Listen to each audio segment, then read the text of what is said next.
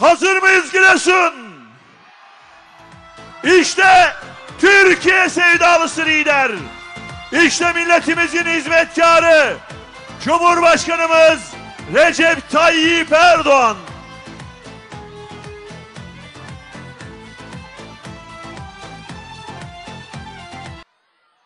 Bugün Ege'de, Karadeniz'de, Doğu Akdeniz'de haklarını savunan, menfaatlerini koruyan, donanması güçlü bir Türkiye var.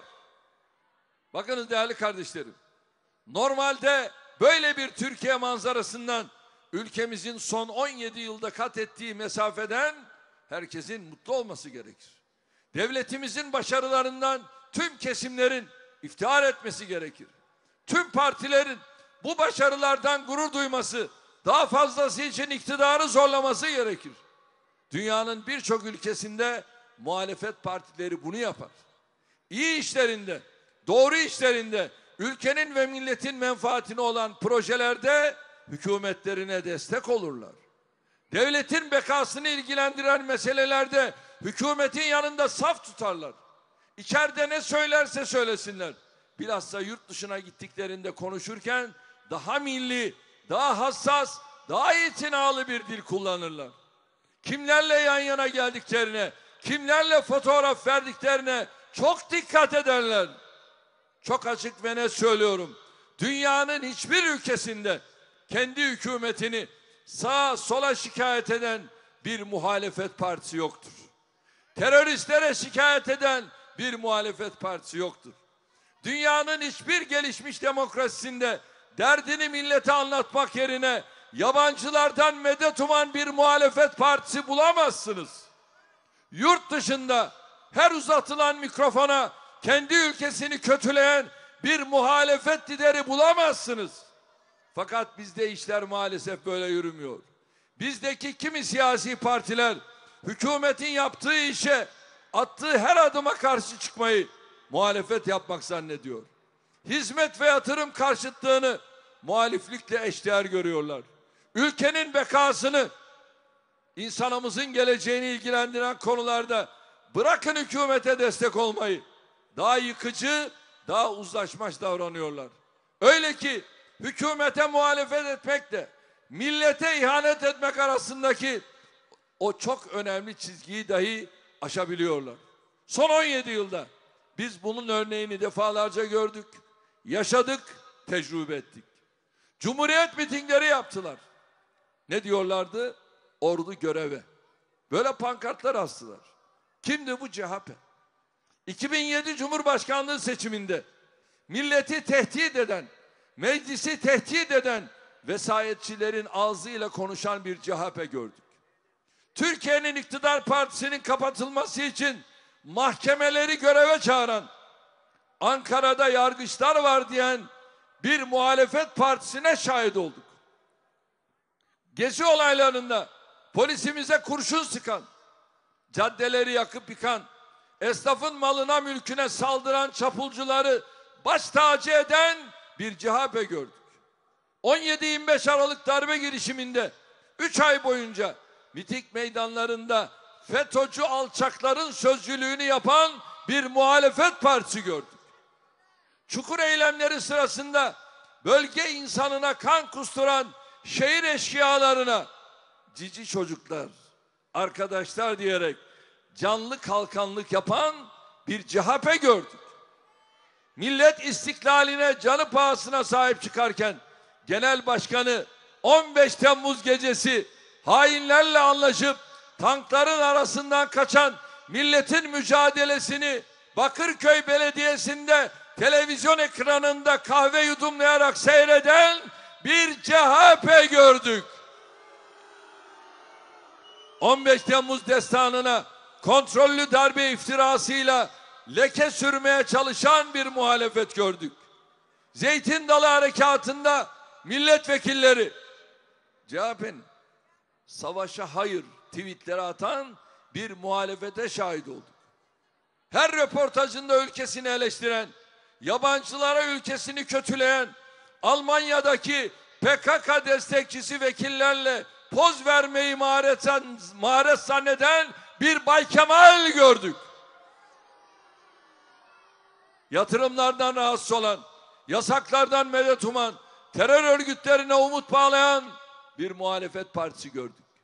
Millet memleket hayrına ne iş varsa hepsini de engellemeye çalışan maalesef bir muhalefet anlayışına son 17 yılda defalarca şahitlik ettik.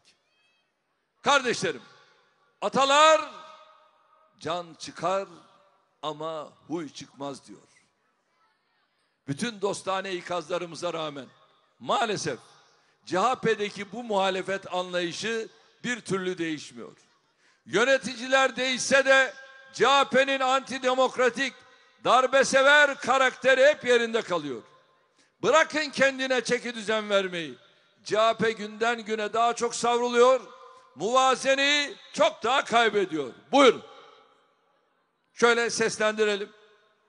Şuradan izleyelim. Tükürüğüyle boğar, tükürüğüyle. Biz sırtımızı YPG'ye, YPJ'ye ve PYD'ye yaslıyoruz. Bize uzattığınız o çelişi size çevirmesini biz çok iyi biliriz. Oyunuzu attığınız zaman aklınıza Sayın Abdullah Öcalan gelsin. Eğer 1 Temmuz'a kadar terörle mücadele kanunu kaldırmazsanız savaş kapımızı çalıyor. Gerila'nın taziyesine, cenazesine de gidiyor. Halkımızın acısına sahip çıkmayan milletvekiliyle ilgili kusura bakmasına ben soruşturma açtırırım parti disiplini gereği. PKK bir terör örgütü değildir. Partimiz PKK'yı terör örgütü olarak tanımlamadı. HDP'ye oy vererek bu sorumluluklarını yerine getireceklerdir. Kürdistan'da kazanacağız, Batı'da da AKP ve MHP'ye kaybettireceğiz. İmralı'ya selam olsun, Öcalan'a selam olsun. Kardeşlerim, Türkiye'de Kürdistan diye bir bölge var mı? Buyurun. Ne diyor? Kürdistan'da biz kazanacağız.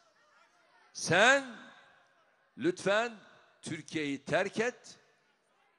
Git güneyde, Irak'ta Kürdistan bölgesi var. Oraya git. Oraya git. Ama Türkiye'de benim böyle bir bölgem yok. Bizim Güneydoğu Anadolu'muz var. Bizim Doğu Anadolu bölgemiz var. Bizim Karadeniz'imiz var. Bizim Akdeniz'imiz var. Bizim Orta Anadolu'muz var. Bizim Ege'miz var. Ama bizim Kürdistan diye bir bölgemiz yok. Şimdi bunlar kimlerle beraber? Bunlar CHP ile beraber. Kimlerle beraber? Adı sözde İyi Parti olanlarla beraber. Diyorlar ki bizim onlarla alakamız yok. Nasıl yok ya? Beraber liste çıkarıyorsunuz. İşte Batı'da ne diyor? AK Parti'ye, MHP'ye kaybettireceğiz. Onlar kazanacaklarmış. 31 Mart akşamı hepsi bir olsun. Toplansınlar. İnşallah benim aziz milletim bunları paketlemek suretiyle sandığa gömecek, ben buna inanıyorum. Dün Mısır'da bir toplantı vardı. Avrupa Birliği ile darbeci Sisi'nin davetlisi olan Arap Ligi mensupları bir araya geldiler. Avrupa Birliği idama karşıdır. İdam Avrupa Birliği ülkelerde yasaktır. Avrupa Birliği üyesi ülkelerde idam yasak olduğu halde bu başa geldikten bu yana 42 insanı idam eden, geçen hafta da 9 genci idam eden Sisi'nin davetine katılan bu Avrupa Birliği üyesi ülkelerde demokrasiden bahsedebilir misiniz? Bunlarda hak ve özgürlüklerden bahsedebilir misiniz? Bunlarda insan haklarından bahsedebilir misiniz? Bunları anlamak mümkün değil. Avrupa Birliği samimi değil. Bize karşı samimiyetsizlikleri neyse işte dünkü olay da aynen bunun bir ifadesidir. Ne yaparlarsa yapsınlar, yaptıklarıyla tarih boyunca bunlar anılacaktır. Bakınız geçenlerde CHP'li bir milletvekili Türkiye'nin Akdeniz'de yürüttüğü doğalgaz arama faaliyetleriyle ilgili meclise bir soru önergesi verdi. Bu önergesinde Türkiye'nin 2 milyar doları Akdeniz'in derin sularına gömeceği iddiasında bulundu. Bir kova bile petrol çıkmadı diyerek bölgede gerçekleştirilen aramalarla ilgili hazımsızlığını dile getirdi. CHP'linin önergesi Türkiye'nin petrol arama faaliyetlerinden rahatsız olan Yunan medyasına arayıp da bulamadığı fırsatı verdi. Burada dillendirilen tezler üzerinden Yunan gazeteleri hemen Türkiye'nin Akdeniz'de yürüttüğü çalışmaları karalamaya, kötülemeye başladılar. Allah aşkına. Bunun adı gaflet değilse nedir? Kendi vatanına, kendi milletine ihanettir.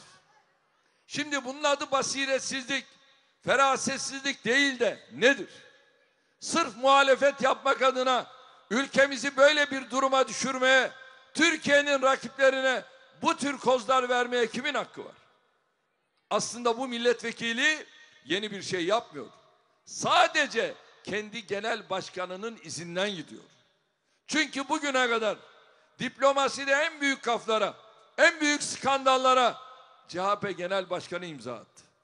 Siyasette en hoyrat iftira ve yalan kampanyalarına yine CHP'nin mevcut genel başkanı öncülük etti.